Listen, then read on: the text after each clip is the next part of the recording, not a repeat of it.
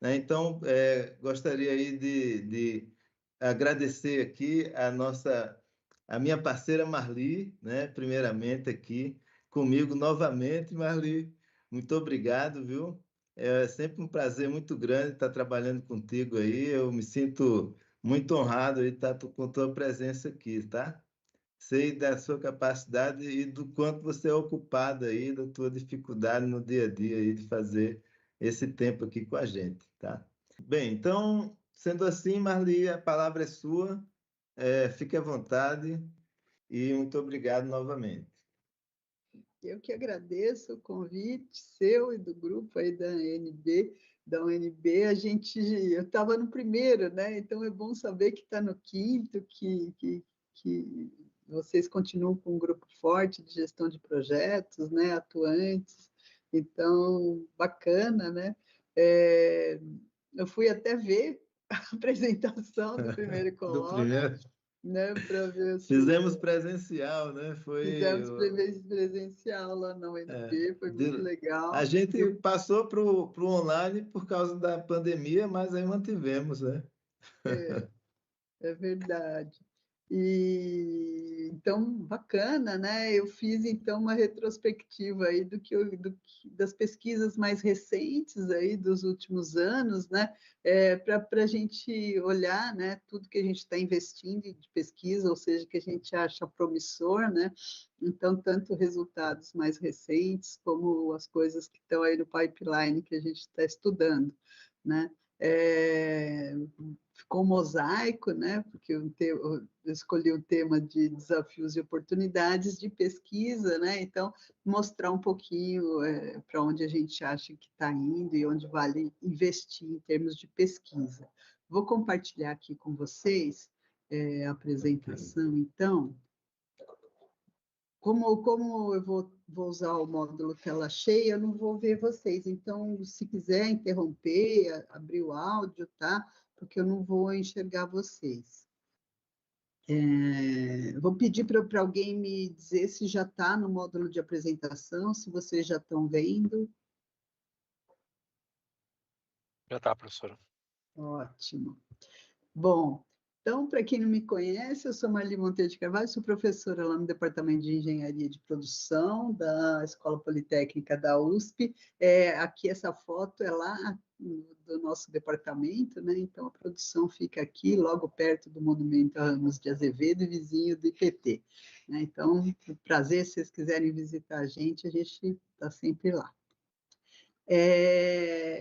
Fiz uma agenda para falar com vocês, né? Aí me deram um tempinho aí, entre 30 e 40 minutos, vou dar uma corridinha, vocês me dão bronca se eu estourar. Então, vou pegar aqui um pouquinho de trajetória de evolução para a gente pontuar, né? As transições. Vou falar um pouquinho das abordagens de gestão de projetos. A gente teve um fla-flu grande aí entre as preditivas e as ágeis, né? E agora eu acho que a gente está chegando onde eu sempre achei que deveria ser, né? A abordagem está em função, né, do contexto do projeto, né? E que a gente tem que usar a abordagem de acordo com a necessidade, não por achar que a abordagem uma é certa e a outra é errada. Né? Depois vou falar um pouquinho de novas competências, né, de gestão, vou falar um pouquinho de sustentabilidade, né, vou falar também da integração da gestão do conhecimento, transformação digital e IA. A gente tem trabalhado bastante com o conceito de projetificação da economia, né? Esse conceito é um conceito que a gente vê, né? Principalmente já observava ali no final dos anos 2010, né? Mas a gente viu que se acentuou muito depois da pandemia, né? Um processo de projetificação da economia e também do ambiente profissional, né? Então, mais ainda, eu acredito que a gestão de projetos é uma competência fundamental para os novos tempos profissionais. Esse artigo a gente publicou no International Journal of Managing Project in Business, e a gente faz uma análise, né, do impacto, né, desse fenômeno de projetificação da economia em vários níveis, né? Aqui eu trouxe basicamente o nível organizacional profissional, né? Mas lá a gente chega até no nível pessoal, da sociedade, os riscos e os benefícios possíveis, né? Então, aqui a gente vê que hoje a gente tem no ambiente organizacional uma grande diversificação de regimes de trabalho, né? Eu acho que todo mundo já sente isso, né? Está trabalhando lá com um time, que uns são pessoas jurídicas, outros são contratados, e isso é uma realidade, né? Não é uma realidade recente, mas que se acentuou sobremaneira. Então, a gente tem múltiplas organizações dentro de um projeto e a gente tem que gerir essas interfaces, né, nesse trabalho cada vez mais organizacional. São estruturas com múltiplas fontes de coordenação horizontal e vertical, né? E a tomada de decisão com múltiplos stakeholders e não pensando em chefias diretas, né? Claro que a gente observa também alguns dos efeitos negativos, né? Em geral, a gente vê que os recursos humanos temporários, por vezes insuficientes, né? Em alguns setores, como no setor de TI, com muito turnover, uma sobrecarga grande, né, de projetos, às vezes há o que a gente chama de síndrome de superalocação de recurso, então, eventualmente, picos de projeto em que as pessoas estão alocadas, né? Pode acontecer também uma dificuldade, desafios no compartilhamento de conhecimento, que é tão fundamental nos dias de hoje, né? E, eventualmente, a gente pode ter dificuldade de reter talento, né? E também dificuldade de engajamento. Então, essas são algumas questões organizacionais. No âmbito profissional, né, cada vez mais as habilidades ligadas a projetos são desejadas, são procuradas nos ambientes profissionais. A gente tem aí uma responsabilidade, o gerente de projeto ele é alguém que toma decisão, que é responsável, né, pelo sucesso e fracasso do projeto, e isso dá uma responsabilidade, dá um amadurecimento mais rápido do profissional, e por outras vezes, né, como os regimes de trabalho são mais flexíveis, ele trabalha com muitos interlocutores, ele acaba fazendo uma rede profissional bastante efetiva e gerindo sua carreira quase como se fosse uma empresa. Então, você tem o seu portfólio, você tem suas capacidades técnicas, né? E esse efetivo gerir da vida profissional é bastante interessante, em que você gera esse portfólio autônomo e trabalha essas capacidades técnicas de uma maneira bem interessante, né? Por outras vezes, né, eventualmente, horas extras são comuns, né, uma exaustão, né, mental, física, social, né, então há uma sobrecarga, né, o pessoal que trabalha por projeto e por múltiplos projetos, via de regra, dependendo da fase do projeto, acaba sobrecarregado, né? Então, ele basicamente, ele gere a carreira, né? Quem é mais velhinho, que nem eu, o Sanderson, a gente tinha, né, aquelas trajetórias de carreira dentro das organizações, né? Hoje isso está muito mais fluido, muito mais veloz, né? Muito dependente das redes profissionais e do portfólio e competências e capacidades que o gerente de projeto acaba acumulando ao longo da carreira. Se a gente pensar em ondas, né? A gente teve lá, eu lembro quando a gente começou a mexer em projetos na década de 90, né, no IPT, a gente tinha uma visão bastante preditiva, né, de projetos grandes, de projetos pesados, com muita documentação, tinha uma visão mais hard, tecnicista, né? os modelos de programação, os modelos de gestão de risco, incerteza, toda a parte de custo, finanças, né? Então, a gente trabalhava muito numa visão mais preditiva e hard, né? Embora, né, eu gosto de pôr aqui em 86, né, a gente já tivesse lá o artigo do Takeuchi Nonaka, que fala pela primeira vez do Scrum, né, que é o The New Product Development Game, que fala exatamente dos princípios do que veio a ser o ágil depois. Mas nessa primeira onda, a gente tinha um predomínio, é claro que as coisas não são nunca assim, na primeira onda era só preditivo e hard, mas tinha uma predominância dessa visão de projetos. A partir do Manifesto Ágil, a gente teve um crescimento avassalador, né, das abordagens ágeis, né? E nesse crescimento, né, a gente teve o que eu brinco que é o Fla-Flu, porque houve uma taxação das abordagens tradicionais como se fossem ruins per si, né? E o importante é entender que as tradicionais, as que a gente chama adaptativas, né, que são a ágil, incremental, etc., elas têm características que são adequadas para um determinado contexto, né? E a maioria dos projetos não caem 100% numa ou 100% na outra, né? E por isso que, desde lá da primeira edição do nosso livro, a gente já usava, mas demorou para se popularizar, né? A visão contingencial de projetos. Para vocês terem uma ideia, foi na 7ª edição do PMI 2021 que ele usa o conceito de tailoring, né? Que é esse ajuste, essa adequação, né? Do roteiro gerencial aos contextos organizacionais, de projeto e assim por diante.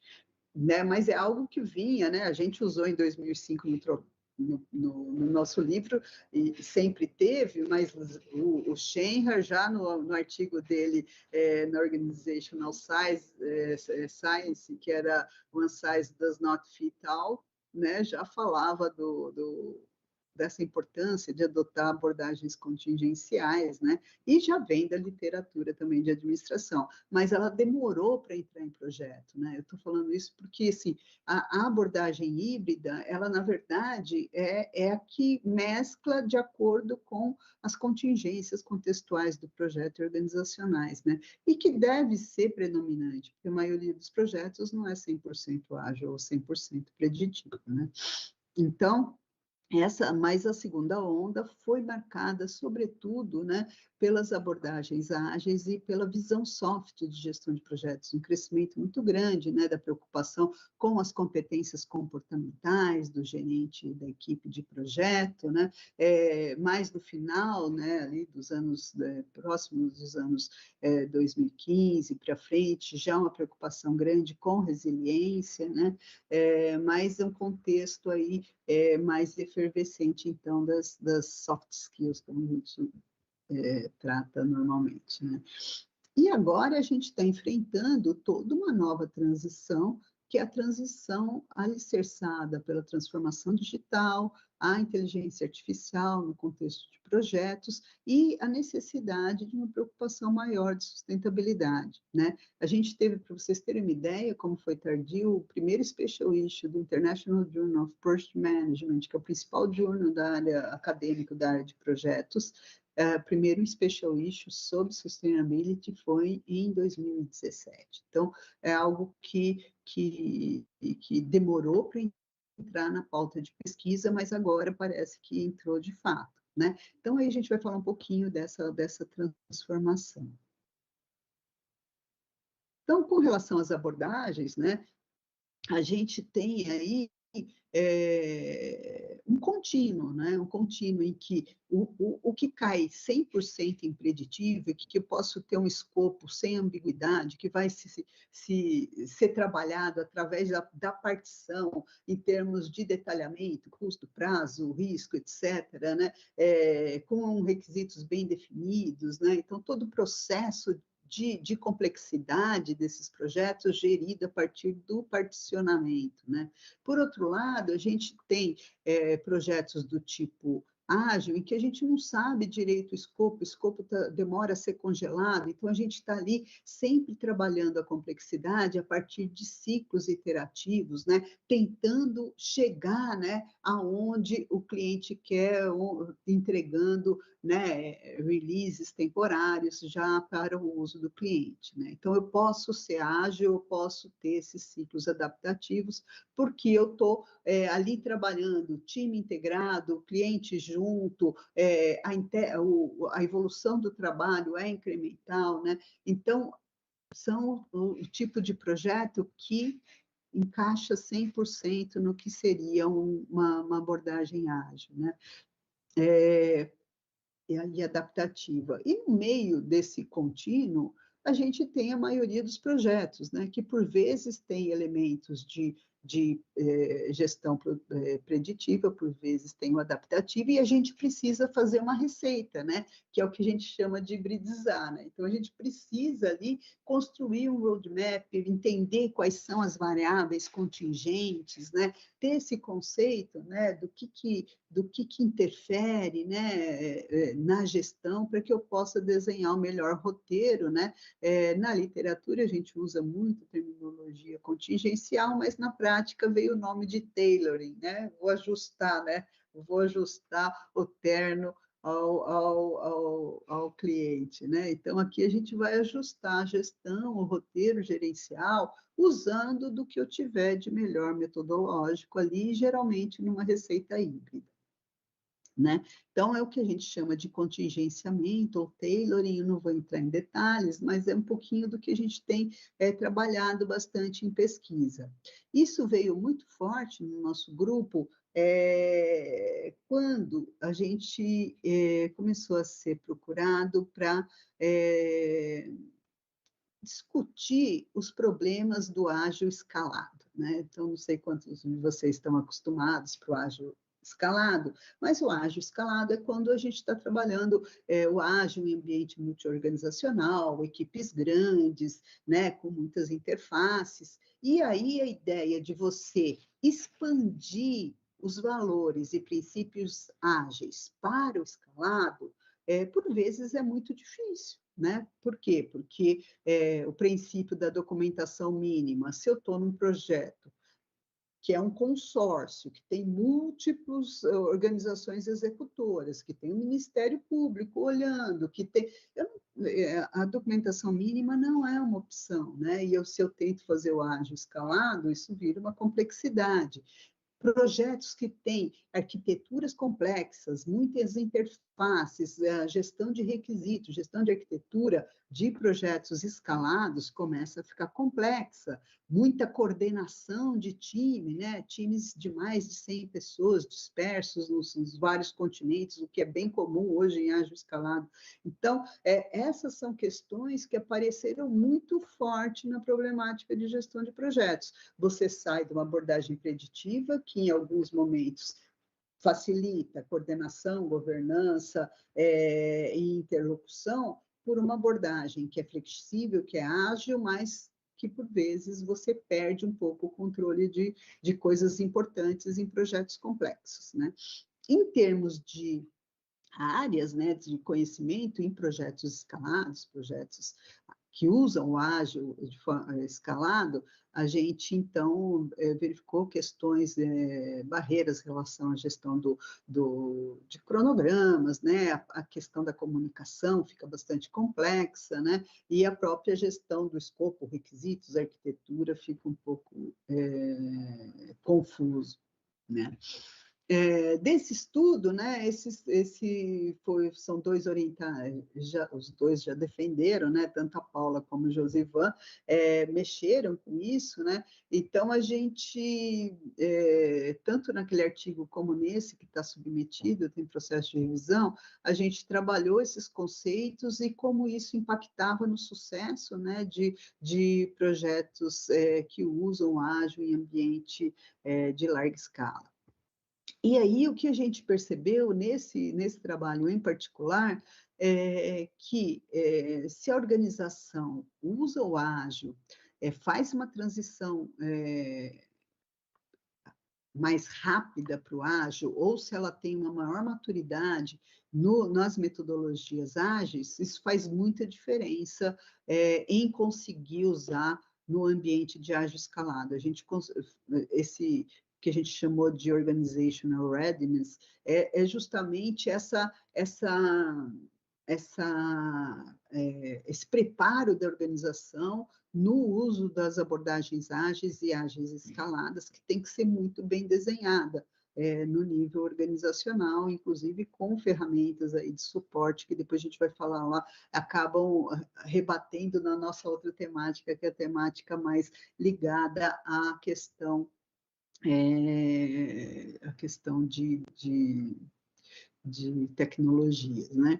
Então, aqui a gente viu que o Organizational Readiness, né, ele amplia, por vezes duplica o efeito, né, como uma variável aí de mediação nesse processo entre os métodos ágeis escalados e o sucesso do projeto. Então, se a organização não está preparada para o ágil,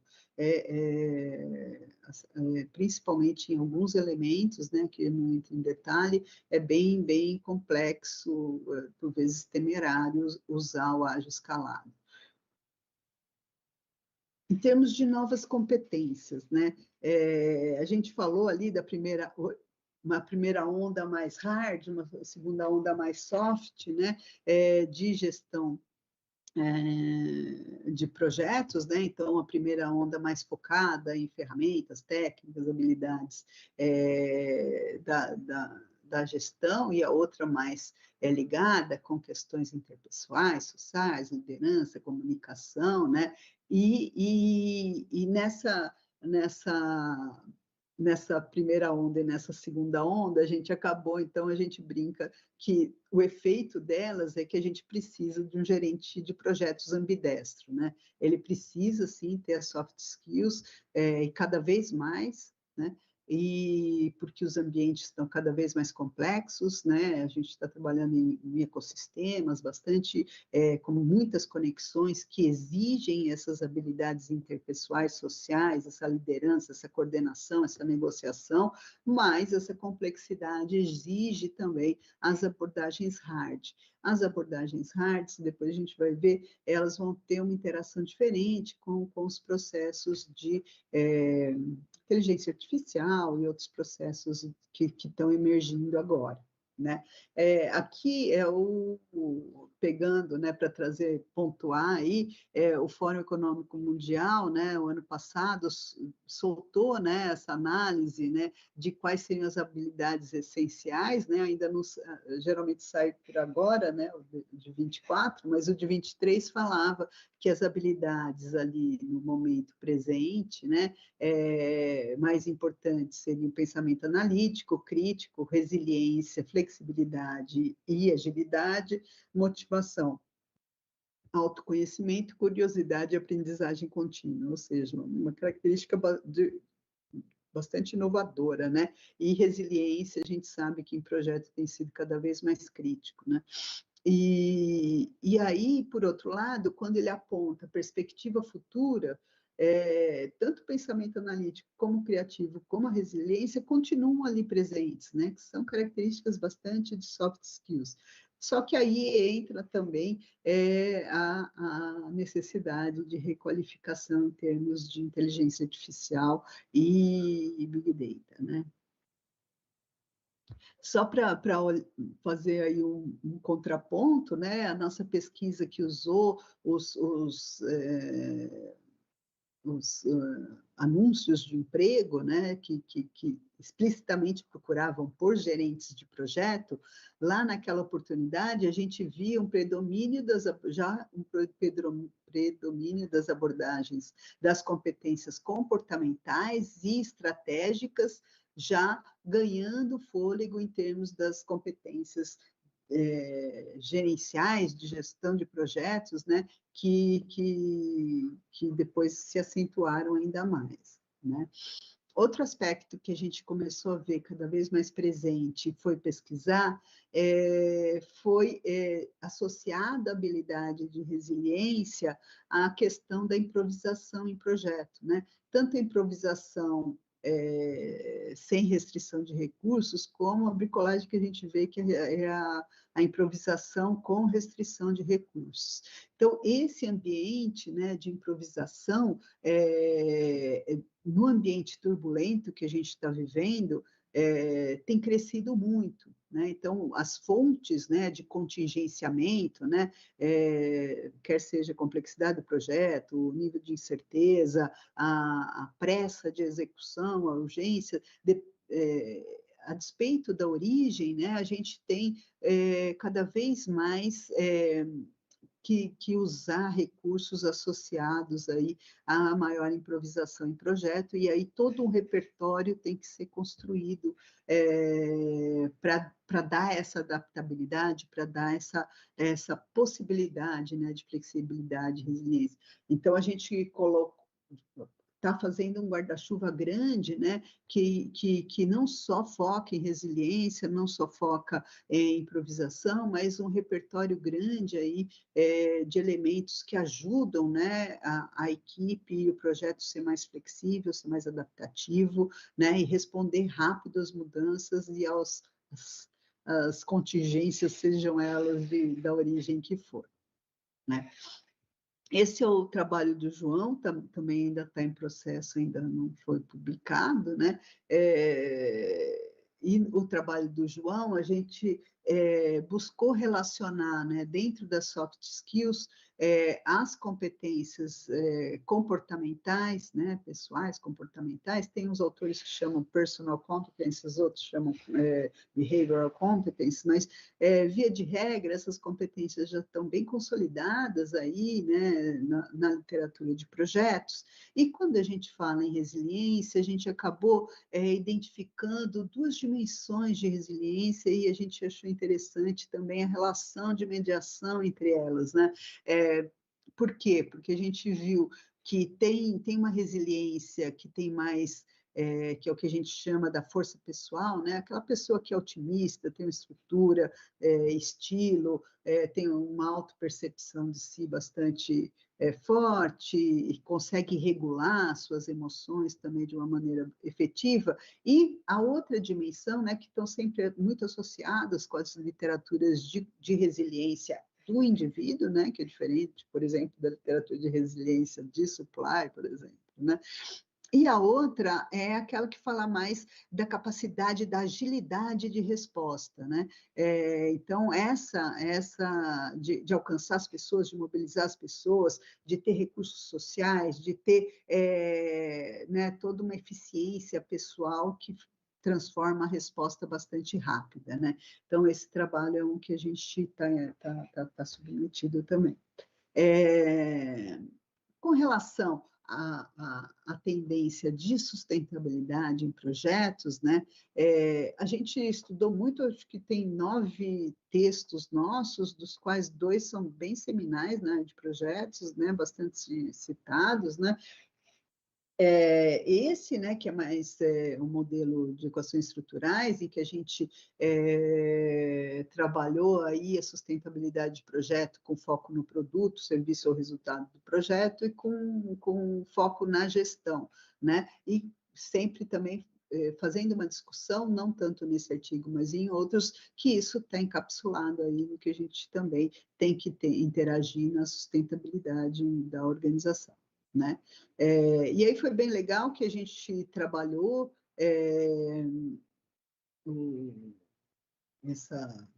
esse modelo, né? Ele confirmou, né, essas relações, né? Essa aqui é só mais estrutura, né?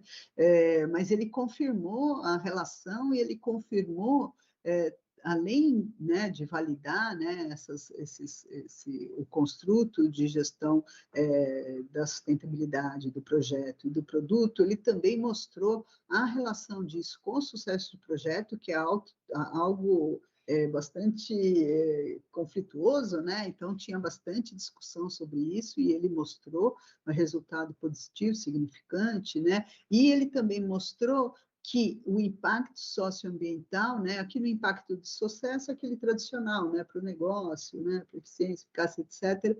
E aqui ele mostrou que o impacto socioambiental, ele tem efeito mediador positivo no impacto de sucesso, que era outra discussão bem interessante. Então, esse trabalho foi bem interessante para avançar aí nessa discussão de investir ou não em sustentabilidade em projeto, né? Que foi bem tardia a discussão, mas agora parece que tem um momento importante também nessa terceira onda. Aqui são os artigos mais que a gente focou na gestão do projeto, falando ali de procurement, de uma série de questões associadas à gestão de projetos e à sustentabilidade, e esses são os artigos mais ligados ao foco no produto, serviço, resultado e na preocupação da sustentabilidade disso que está sendo criado no projeto, né? Desses artigos, né, o mais recente é esse que foi publicado no International Journal of Management Project in Business, em que a gente mostra a integração dos 4 modelos anteriores, né? Então, a gente discute aí, basicamente, esse processo, que foi um processo de pesquisação bem interessante, né, em que a gente trabalhou quase 5 anos no ambiente organizacional para gerar esse modelo, né, que é um modelo que, além de discutir nos diferentes níveis de análise, né, a gente também discute aí como que a gente avança, né, com o modelo de transição, né. Então, esse é o modelo, ele é inspirado na pirâmide asteca, por isso que ele vai aumentando assim até a base, né? E a gente trabalhou, então, o que a gente chama de 15 P's aí desse modelo de transição, né, em termos de framework.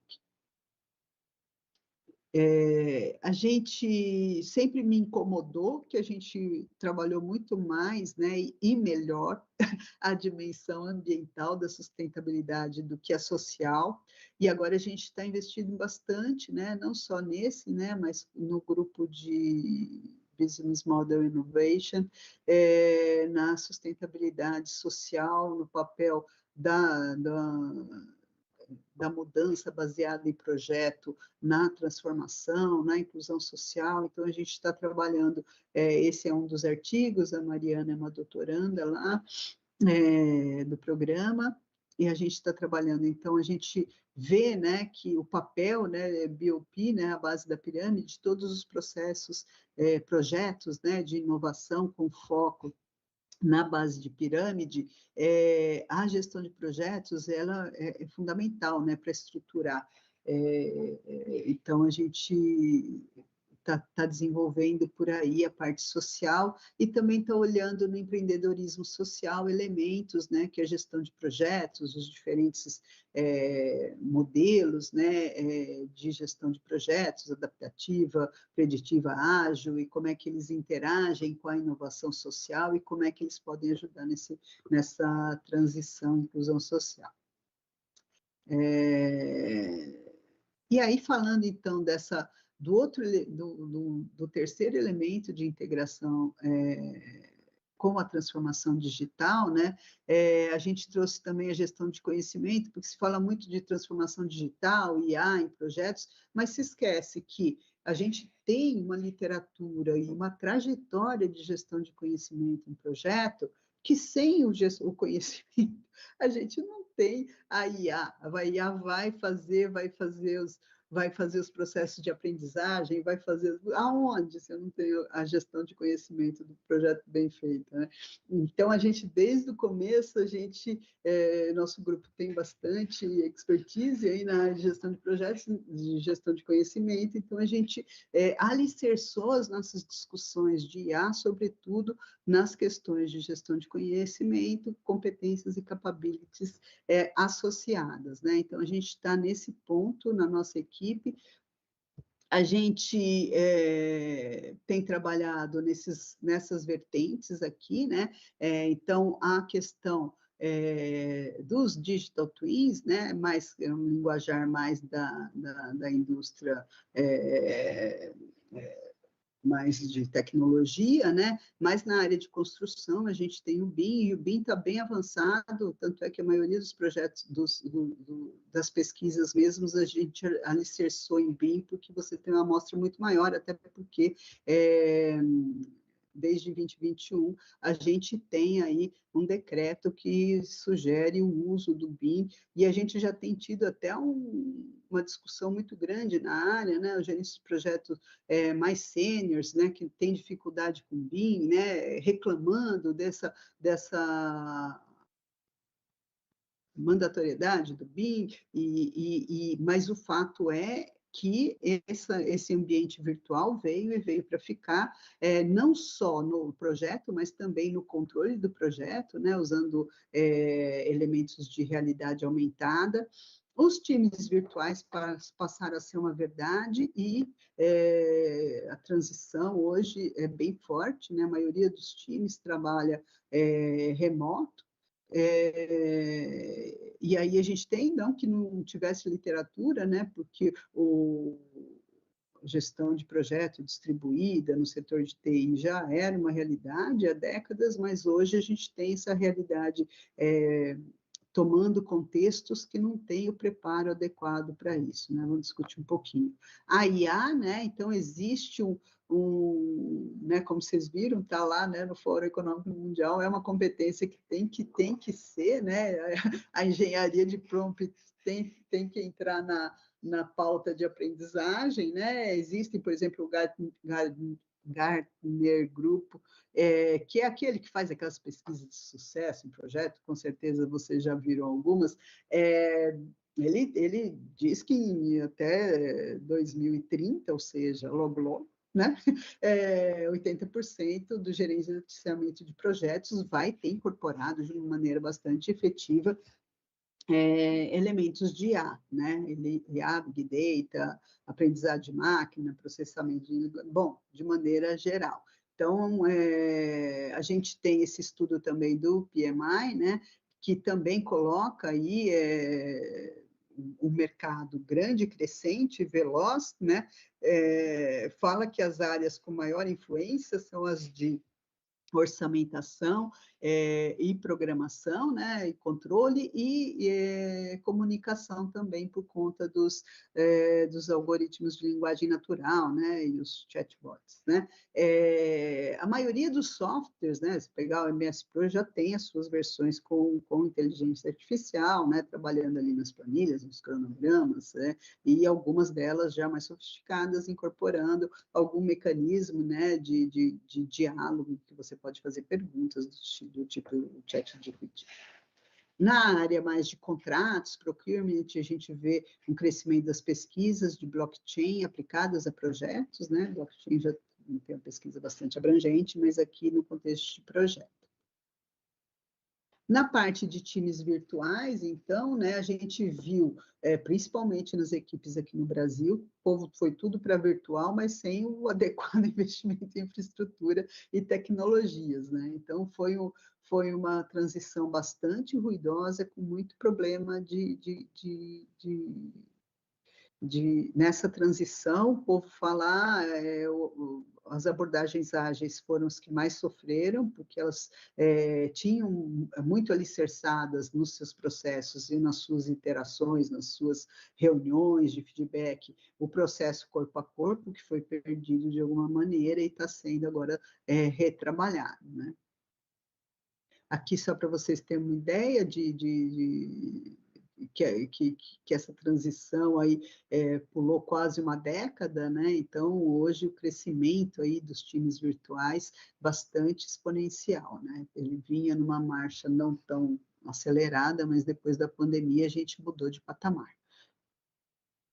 E aí, com os times virtuais, né? Também vieram os times, né? Não que não existissem antes, mas hoje é comum alguém estar no Brasil trabalhando no exterior, né? A pessoa está aqui, mas está trabalhando numa empresa de outro país. Então, cada vez mais a gente tem essa diversidade cultural nos times, né? E aí a gente está trabalhando, então, de maneira bastante forte essa questão da diversidade cultural nos times virtuais, olhando tanto a questão aí da que a gente chama de diversidade superficial e profunda, que está mais nos valores, normas, crenças, né? E aqui a gente tem nacionalidade, gênero, geração, né? Isso são variáveis de controle. Eu posso ter uma pessoa velha que é moderna e posso ter uma pessoa nova que é conservadora. Então, quando a gente for olhar na diversidade, né, os grupos, valores e crenças, eventualmente, não batem nessa divisão de diversidade superficial, né? Então, aqui a gente está trabalhando a questão da diversidade em vários elementos, né, relacionados à performance, né? Então, a gente está na diversidade cultural, na diversidade mais demográfica, que é essa de superfície, questões de comunicação, questões de conflito, questões de aprendizagem, confiança, liderança, né? Então, a gente tem vários elementos que a gente está estudando, então, nesses times virtuais e multiculturais. Esse é o mais quantitativo, que está submetido também, usando aquele modelo, mais para entender a relação dessa diversidade com sucesso em projeto, e aqui a gente já colocou aqui a questão dos enablers de tecnologia. E a Raquel, infelizmente, ela fez o doutorado, né, comigo, com o Luiz Braja, e ela estava fazendo pós-doc comigo, mas ela, felizmente, passou na Universidade de Monterey, mas o nosso projeto, ela estava trabalhando, porque a gente identificou, né, na parte, essa é a parte quant, mas na parte qual do doutorado dela, que, por exemplo, os processos de comunicação eram muito dificultados em equipes multiculturais virtuais, principalmente a questão da língua, né? Então, a gente tinha, por exemplo, os hubs das redes eram muito focados na pessoa que tinha o domínio de inglês e não no que se esperava do projeto.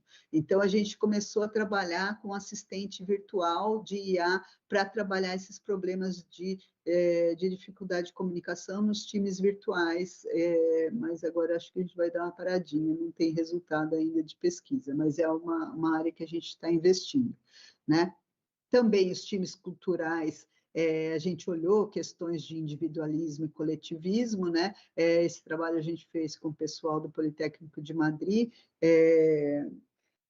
e aí a gente verificou aí a relação, né, do individualismo e coletivismo nos grupos e a gestão de risco e incerteza. Foi bem interessante os resultados aqui. Pegando também a parte aí dos digital twins, do BIM, a gente andou estudando na área de construção BIM, a Érica conhece a Tássia, né, Érica? Aqui são alguns resultados da tese da Tássia, e aí a gente trabalhou com ela essa discussão, né, de como o design, né, a fase de design usando o BIM, né, os fatores críticos da área de design usando o BIM, como eles são dependentes, né, da maturidade da organização em BIM, do conhecimento sobre BIM da equipe, né? Então, a gente trabalhou aqui, a gente identificou, aqui eu colei 2 vezes, né, gente? Desculpa. E aí a gente trabalhou, identificou o efeito, né, mediador dessas variáveis, que embora elas não tenham relação direta, né, elas têm essa relação de mediação, de potencialização muito grande, quer dizer, se as pessoas do design não têm conhecimento bom de BIM, ou se as pessoas do design não têm boa maturidade, a organização não tem boa maturidade em BIM, isso vai prejudicar muito e vai prejudicar, por conseguinte, a gestão de risco.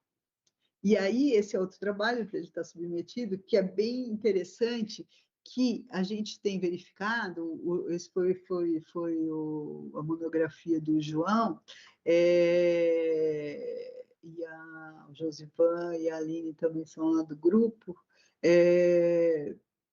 então, a gente verificou que está tendo estresse, porque como a gente está tendo equipes de BIM e equipes e a equipe de projeto, a gente identificou um certo conflito, justamente por conta desse desconforto do grupo de projeto que ainda não tem as competências em BIM. Então, a gente tem grupos distintos trabalhando, e isso está, por vezes, conflituoso, tanto com as competências mais estratégicas como operacionais. Então, entender essas relações ajudou a gente a entender os conflitos que estão sendo vivenciados aí nas organizações, né? E aí a gente foi olhar também um pouco como é que as questões de gestão de conhecimento e de cultura de compartilhamento em conhecimento, né, e os enablers de tecnologia se relacionam, né, e como isso afeta aí a comunicação e a própria gestão de conhecimento como um todo, né. Então, esse artigo é com a Jennifer, que é professora na Unifei, né, lá em Itajubá, e o Josivan, que é um unitário já defendeu, né, de mestrado. Né? Então, a gente também olhou, né, a relação aí, né, com a gestão de conhecimento, as capacidades dinâmicas e as capacidades de absorção, né, como é que elas se relacionam com a gestão de projetos, para tentar, então, fazer a ponte aí com os habilitadores de tecnologia, né? Então, a gente tem trabalhado muito na relação desses três elementos, né? Então, tanto na dissertação do Josivan como na tese do Marcos, que é o artigo na sequência, dessa relação bastante delicada entre a gestão do conhecimento, as capacidades dinâmicas e seus microfundamentos, né, o sensing, phasing, reconfiguring, e as capacidades de absorção e os seus microfundamentos, né, que são aquisição, assimilação, transformação, exploração, né? Então, e como isso afeta aí o resultado dos projetos. E a gente trabalhou isso nos 3 níveis, né? O nível estratégico da PBO, o nível de portfólio, o nível aí de gestão de projetos. E temos também trabalhado nessa parte mais de digitalização, no potencial da gamificação, né? A gente tem trabalhado tanto no ambiente de sustentabilidade, como no ambiente de projetos, na gamificação, né? Tanto para capacitação como para tomar decisão. Bom, finalizando, né? A ideia, então, que a gente tem trabalhado, que essa questão da projetificação é um fenômeno que tem implicações não só para projetos, né? Mas de maneira mais ampla, né, que cada vez mais a capacidade de contingenciar e de fazer tailoring, de fazer roteiros, é o mais importante em gestão de projetos, focando em esquemas híbridos variados, né, essa ambidestria necessária, né, e dependendo do como vier a inteligência artificial e esse processo, talvez cada vez mais soft skills se sobreponham sobre as hard skills. A questão da sustentabilidade, a gente tem várias pesquisas agora, incluindo economia circular, principalmente no ambiente de construção, né? É um tema emergente, e a gente tem um grupo estudando também como trabalhar, né, a monetização, né, através dos rankings de ESG, a monetização, né, do resultado daquelas estratégias de produto e projeto sustentáveis, como é que a gente consegue converter isso em dinheiro, né, a partir de crédito de carbono. Então, tem uma aprendizagem aqui de financiarização disso que é muito importante, né?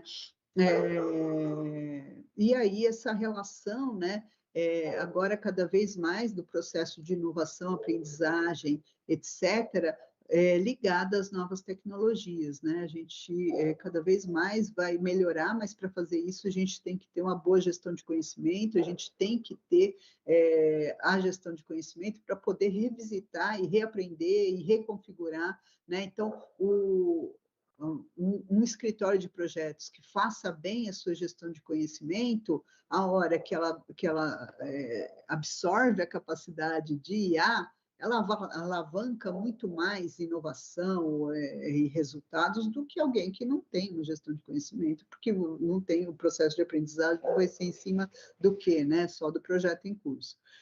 E, então, outra coisa que a gente está muito interessado é entender o impacto da IA, não só como uma interação durante o projeto, né? Por exemplo, um agente virtual, mas também o quanto ela, como competência, vai afetar, né, o elenco de competências necessárias para o gestor de projetos. Bom, aqui algumas referências, né, e fico aí à disposição para dúvidas, questões. Obrigada. Nossa, Marli, você Tá? conseguiu fazer mais ainda do que daquela primeira vez. Caramba, bem, eu estou muito impactado aqui com o volume aqui de trabalhos, né? E de temas, né? Mas eu vou passar a palavra para a Érica, que está aí, que eu sei que ela deu uma estudada aí nessas questões todas, né? Não sei se a Érica tem alguma pergunta específica. E a gente pode abrir também depois para uma pergunta, né? E vamos deixar para o final mais alguma, tá ok? Ok. Então, na verdade, primeiramente, né, boa noite. Meu nome é Érica Souza de Mello. Atualmente eu sou professora na Universidade de Sherbrooke, na província do Quebec, no Canadá. Eu acabei de passar por uma transição. Eu estava numa outra universidade, lá eu estava numa posição de direção do programa de gestão de projetos. E agora, nessa transição, por enquanto, eu sou só professora, né? E claro que aqui a gente, como no caso do Brasil, os professores universitários também têm essa preocupação também com a parte de pesquisa, com a parte de fazer parcerias com a sociedade, né? Fazer parcerias com o meio que ela está inserida, e tem aí o chapéu outros, né? Que aí entram muitas coisas. Então é um prazer, é uma honra primeiro, né? Que o Sanderson fez esse convite para participar do evento que, para falar a verdade, desde 2020 eu estava acompanhando na audiência, e em 2021 o Sanderson me convidou para fazer uma palestra para falar dos resultados do meu doutorado. E aí eu acho que já virei parceira um pouco do seu colóquio, viu, Sanderson? E a partir daí a gente começou a fazer trocas, né? Ele me manda os alunos da UNB para fazer estágio de pesquisa comigo aqui no Canadá. E assim a gente vai, quem sabe, com a Marli, aí a gente pode começar a pensar nessa ponte aérea. E aí o meu objetivo, né? Por que eu estou falando com vocês agora, né? Aí o Sanderson me convidou aqui para reagir, né? Mas que responsa ele me deu, né? A gente começando aí com a Marli, que para mim para mim não, para o mundo é uma referência em gestão de projetos academicamente falando, né? Em gestão de projetos no mundo, uma referência. Então, para mim é uma alegria enorme, principalmente quando eu estou fazendo revisão bibliográfica, quando eu estou vendo a apresentação dos meus colegas, ver o nome da Marli ali representando a gente tão bem, né? Como brasileira que faz muita pesquisa, nos mata de orgulho, pelo menos me mata de orgulho enormemente. E também aproveito, né, comentar, né, a Marli mostrou aí uma série, eu precisava fazer um estágio com a Marli, né, porque eu estou começando agora um pouco esse mundo de pesquisa, eu venho do mercado, sou engenheira eletricista, tenho uma passagem no mundo automotivo e de aviação, tenho uma passagem pela Airbus no Brasil, que é a antiga Elibras, pela Embraer, e aqui no Canadá na Bombardier. E eu quero pôr a Boeing aí, vamos ver se a gente consegue lançar umas pesquisas com a Boeing, aí convido Sanderson e Marli, quem sabe a gente consegue alguma coisa com a Boeing. Então, hoje eu estou aqui com vocês, eu estou vendo já que o tempo ele passa rápido, então, na verdade, o intuito é fazer alguns comentários e perguntas que o pessoal está me mandando aqui do chat, mas eu queria só fazer o meu primeiro comentário, Marli, porque eu me acho um pouco gestão de projetos raiz, né? Eu fiz meu MBA na FGV, aí baseado super no PMI, e eu sou engenheira eletricista, então minha mente funciona em processo, eu preciso de dados de entrada, eu preciso pensar no processo de transformação e saída, e tem vamos dizer, essa onda do ágil, né? Você falou para escalar o ágil, né? Que muda, dependendo do contexto, né? Isso vai deixando mais complexo, né, fazer essa escalada, mas eu estou aqui me perguntando, eu queria ver um pouco da sua reação. Essa questão do ágil, ela depende um pouco se a empresa ela tem maturidade em gestão de projetos, desse modo classicão, né, que eu me considero um pouco raiz, para ela, em seguida, ter condições de pensar em ágil e pensar em trabalhar mais para o lado do ágil. Como você vê, eu entendo, eu super concordo, porque no meu caso, eu venho do mundo de desenvolvimento de produto complexo, minha pesquisa é no mundo de desenvolvimento de produto complexo, e por mais que a gente pense no modo preditivo e tente antecipar e as grandes linhas e tudo, a gente trabalha com muita incerteza tecnológica e tudo mais, e de conhecimento das pessoas que trabalham lá. Mas, independente de tudo, eu queria ouvir um pouquinho o que você acha como que essa maturidade em gestão de projetos, né, se ela facilita ou não essa virada para o ágil ou para o uso do ágil. Então, essa pergunta é interessante, Érica, porque o que a gente vê é que a onda do preditivo, ela precedeu, né? Então, a maioria das organizações, elas a onda do preditivo, ela foi muito alicerçada em formação, como a sua, de gestão de projetos.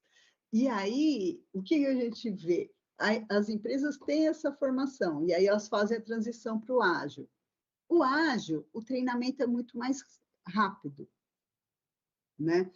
E aí, quando eles desconectam dos protocolos que eles tinham e mudam para o ágil, e eles mudam para o ágil sem um treinamento, sem estar alicerçado, porque o treinamento foi muito mais curto, muito mais superficial, aí eles fazem algumas proxies de sobreposição que ferem os princípios do ágil.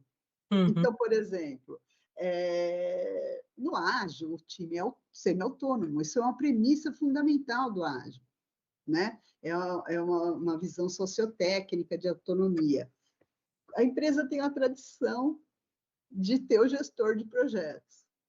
Aí não fica semi-autônomo nada, né? Aí põe uma figura que é o Master Scrum, que é o facilitador daquela lógica de qualidade no ágil, né? É aquele cara que conhece o método, que vai ajudar no método, não é um gerente de projetos. Só que muitas empresas o Scrum Master, o coaching, seja lá a metodologia que está usando, vira um gestor de projetos. Aí já fere um princípio importante do ágil. Aí o outro princípio do ágil, precisa estar o cliente envolvido, né? Porque nós estamos entregando valor, definindo o que é valor para o cliente o tempo todo, a cada ciclo. Mas o gerente não quer, o cliente não quer disponibilizar alguém para estar tão próximo. Então, aí a gente põe alguém de processos para falar com o cliente, e aí fica algo que não é nem o ágil, Uhum. nem o preditivo, e eventualmente fica com os defeitos dos dois, entendeu? E aí o que a gente vê é que a transição ela não é pensada, ela é muito alicerçada no modismo. Então, o que se fazem? As reuniões, os ritos, mas os princípios acabam se perdendo, né? E esse é o grande problema. Eles, às vezes, até têm uma estrutura alicerçada no preditivo, nas formações que os gerentes mais antigos tiveram, e aí agora aquilo muda para o ágil sem a mesma maturidade de formação, de reflexão, né? E aí vai para ágil para todo mundo. Né? E para todo tipo de projeto. Então, agora a gente não usa mais o preditivo, né? Então, há uma preocupação. E mesmo em termos de filosofia, você pegar o modelo novo do PMI, né? Porque a gestão, o preditivo tradicional que estava lá nos boxes era muito BPM, né? Business Process Management, né? Que é o que você falou, né? Entrada, ferramenta, saída, tinha uma lógica BPM que foi uma lógica que reinou ali em várias áreas de gestão. E agora estão mudando um pouco para a lógica de design science. Então, tem modelo, artefato, então, que veio um pouco no ágil, mas que agora estão mudando para essa lógica de premissa de design science. Então, essa transição, como ela não foi muito bem alicerçada, pensada, e a outra é muito estruturada. Então, você tira uma que é muito estruturada e põe a outra sem a mesma estrutura, fica bastante complexo. Então, os problemas de ágil escalado são significativos, assim. Eu tenho... um prato cheio para estudar, viu, Érica? Sim, Na sim. Boeing, então, se estiver usando ágil, né, Eu... vai ter bastante questão. Obrigadão pela resposta. Eu tenho outros comentários, mas só que eu acho, pelo tempo, aí o pessoal da organização, ele me diz, mas eu vou ler pelo menos a pergunta que me mandaram aqui do chat para a Marli. E aí o pessoal da organização me diz se a gente começa outra ou continua com a Marli. Aí tá aqui a pergunta para a Marli. Boa noite, Marli. A senhora comentou que o trabalho do João, infelizmente, ainda não se encontra em domínio público. Gostaria de saber se tem alguma data para a publicação. Desde já agradeço. Não tem nome, é anônimo. Você acha a tese está lá no Dédalus da USP, se entrar com o nome do João Walter Saunders, lá você vai achar a tese dele. O artigo está submetido, então ele está em ciclo de avaliação, então ainda não está disponível, mas a tese está lá, você acha?